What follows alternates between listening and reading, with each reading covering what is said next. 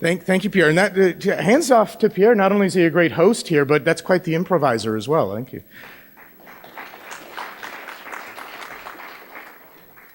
And I honestly am not sure how to follow up the opportunity to speak with the Prince of Monaco, but I'm really quite honored to be here, and I want to thank Pierre and Veronique for having me and for the opportunity to meet all of you wonderful people as well.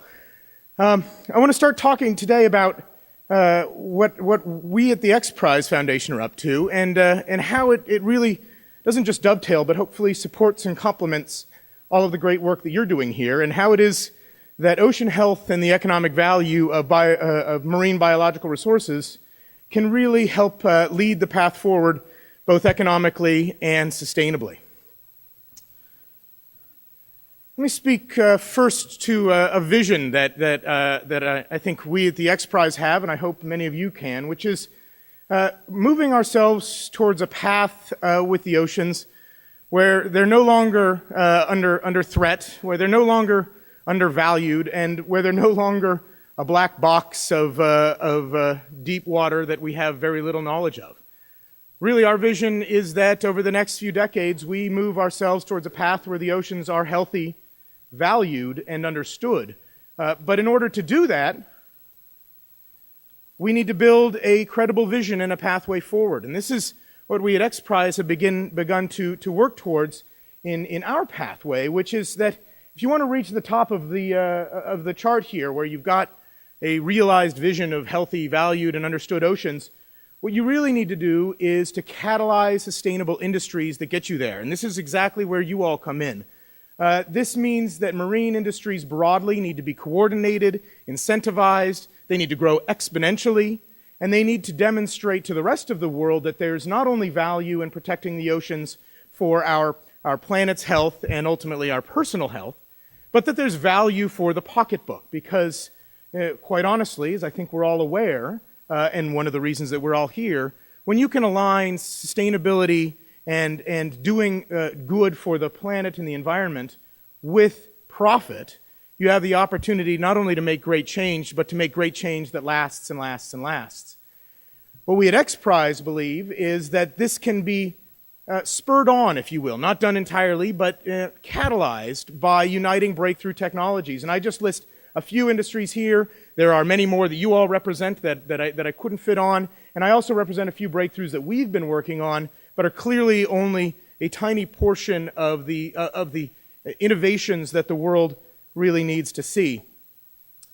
Critically, I think the recognition that we can all pay to the fact that biomarine resources are diverse leads to the corollary that biomarine industries must also be diverse.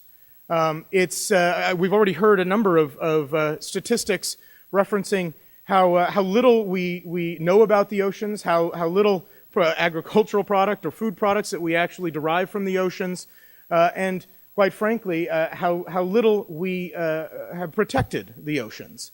What that means is that there is a lot of work to do, and a lot of work that all of you have really begun the charge of doing. But if we've got a diversity of resources and industries, how do we achieve a vision without convening all of those forces? This is something particularly concerning when we talk about a global resource where individual nations might have control over certain coastal resources, but those coastal resources themselves are impacted by phenomena that may be hundreds or thousands of kilometers away. As a result, what we need to do is convene not only governments and nonprofit organizations, but the industries as well, through the sorts of activities that BioMarine very eloquently and elegantly represents. And I think that's one of the real laudable aspects to what Pierre, you, and Veronique have built, and quite frankly, what everyone here is representing by pulling together the diversity of these industries to actually drive forward a grand vision. Let me tell you a little bit more maybe about who I am and what we at the XPrize do, just so those of you in particular who aren't familiar with us have a frame of reference. We're an ambitious lot at XPrize. We believe that we drive innovation and inspire the belief in others that we can create a better future. What we do is to target grand challenges through incentive prize competitions that represent places where there's potentially been a market failure to large problems, the grand challenges of the world. And we do that by incentivizing competition amongst innovators around the world that ultimately will drive radical breakthroughs for the benefit of humanity. We like to say at XPrize that if it's not audacious, it's not worth doing, and if it's not achievable, then it's probably impossible to do. But most of us don't really believe the blue sky we ought to be believing in. It really is possible to drive these radical breakthroughs for the benefit of humanity. And let me give you an example of something that's not marine related, but an example some of you may have heard of. The first XPrize was the Ansari XPrize, and this was a $10 million competition for the first team that could privately finance and fly a spaceship into space twice within 2 weeks that could carry 3 people.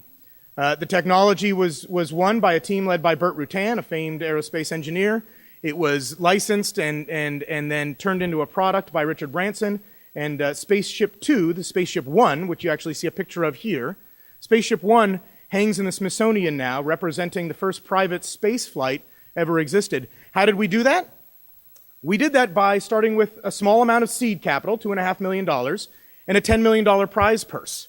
And that $10 million prize purse, like I said, was won by one team, but there were many other teams that were trying to win it, and in reality, all together, they invested 10 times that amount, $100 million, in trying to win this $10 million prize. What does $100 million of leveraged investment get you? That gets you what we have today, which is a $1.5 billion private space industry. Everything from Virgin Galactic that I mentioned to SpaceX.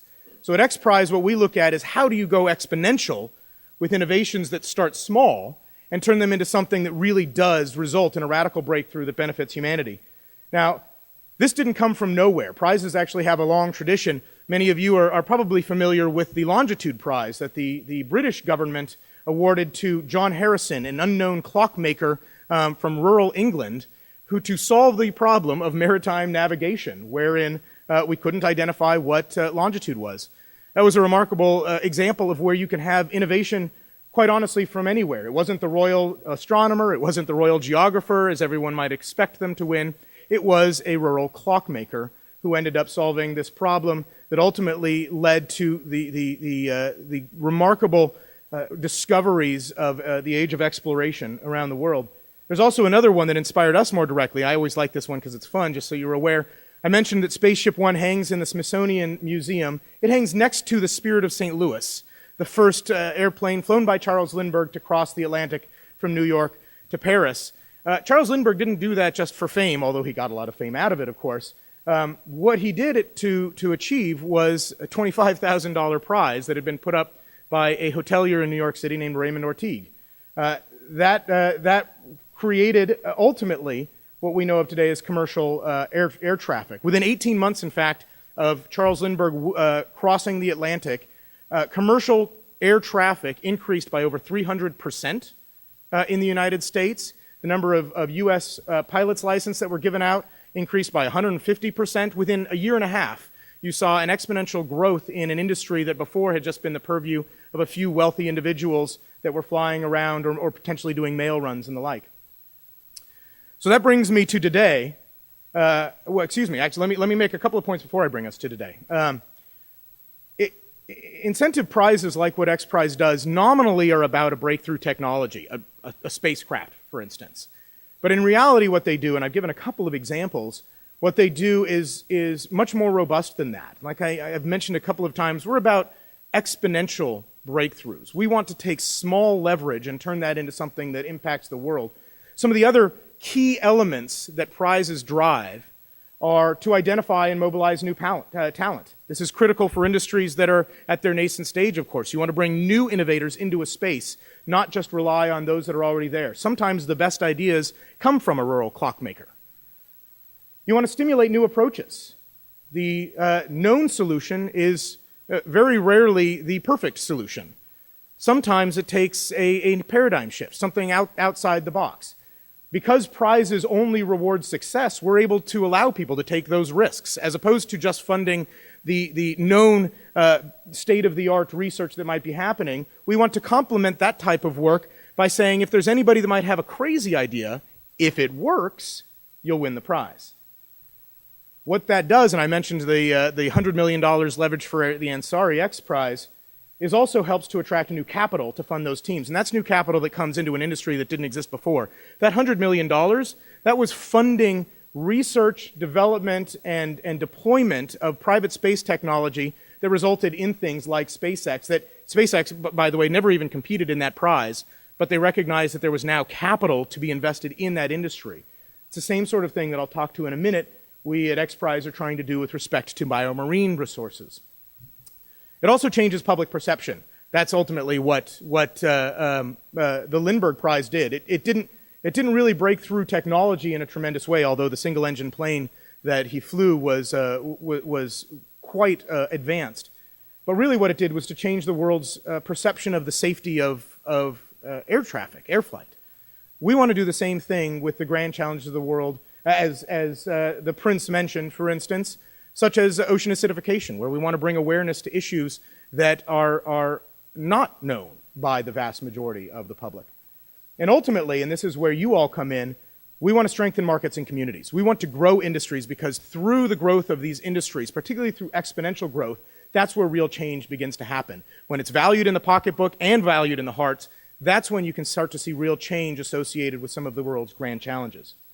That brings me to the grand challenge we're working on now, ocean acidification, which we've alluded to a couple of times. As you all know, I'm sure full well, carbon dioxide is making seawater more acidic. In the last 200 years, the absorption of man-made atmospheric CO2 by our oceans has caused globally a drop in pH of about 30% relative to what it was before the Industrial Revolution. This results in, as you're all far better educated than I, some very specific dangers to marine life and ultimately all life on the planet, from any shell-building organism to even organisms that don't make things out of calcium carbonate because their energetics may be directly affected. That includes plankton and marine algae very specifically, and we're just starting to see some of the great impacts that slight variations in ocean acidity can have on those species and those ecosystems.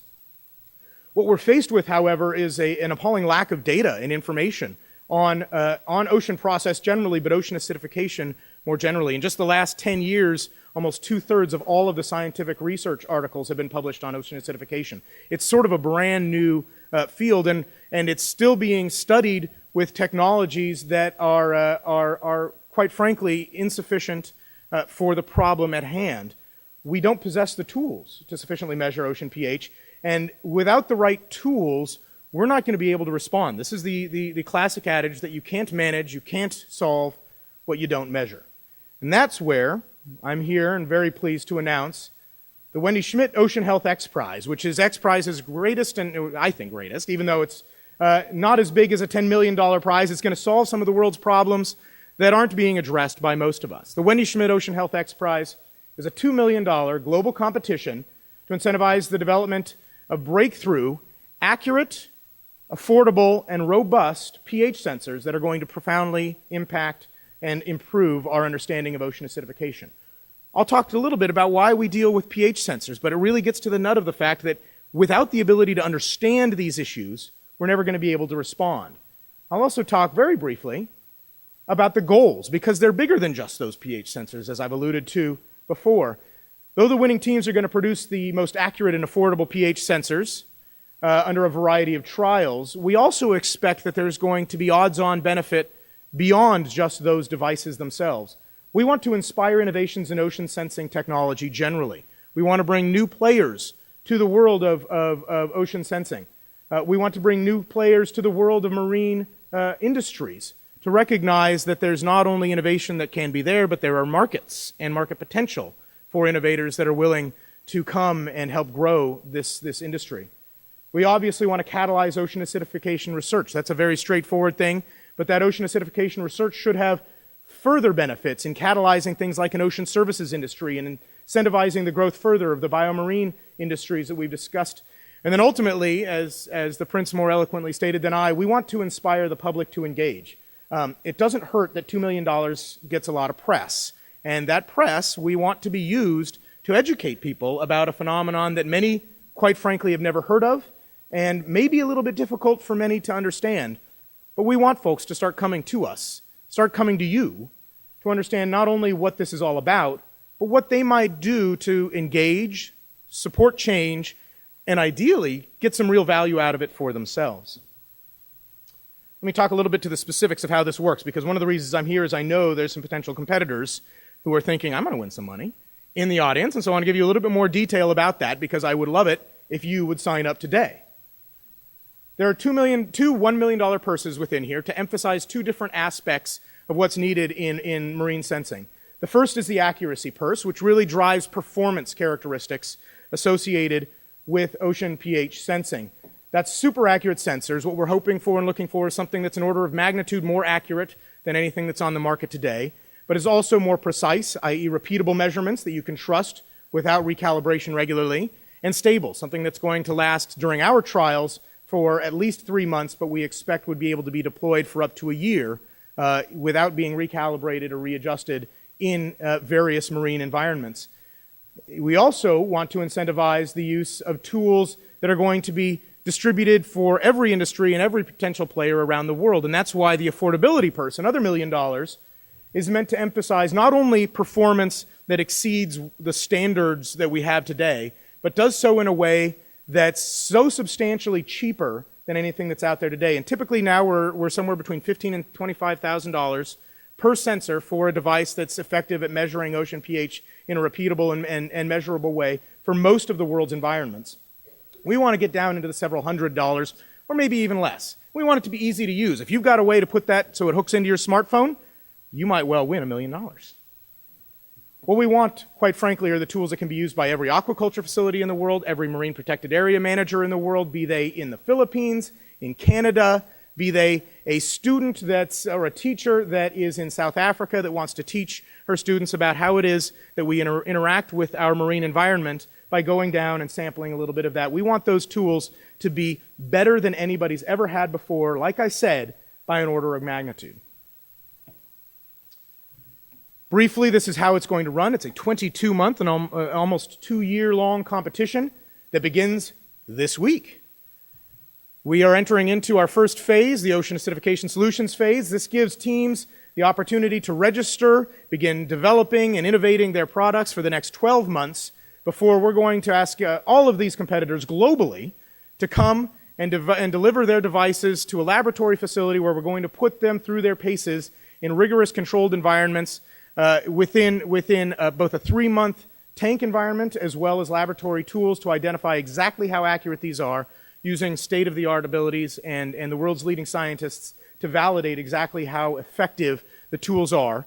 We'll down-select the number of teams there to a smaller number that then move on to the coastal trials, which will be held in Seattle in February of 2015. These are going to be an opportunity to put these tools through their paces for a month of deployment in Puget Sound, where they're going to be subjected to all of the vicissitudes of a real coastal environment, every piece of biofouling, every change in salinity and temperature, and ultimately all of that pH, to identify again which sensors both perform the best and are the easiest to use. We're very directly going to be assessing whether or not these things could be used by a 5th grader. The finalists for the affordability purse will be 5 teams, that will then go on to the sea trials in May of 2015, where we're going to drop these things down to 3,000 meters to produce a full profile ocean depth picture of exactly what ocean pH looks like. That's fully 50% deeper than any ocean pH sensor is currently even being tested for, and we anticipate that we're going to have at least 5 that not only do that exceptionally well, but that demonstrate that you can start identifying and mapping things like ocean chemistry in every single part of the world's oceans, 3-dimensionally and across the globe.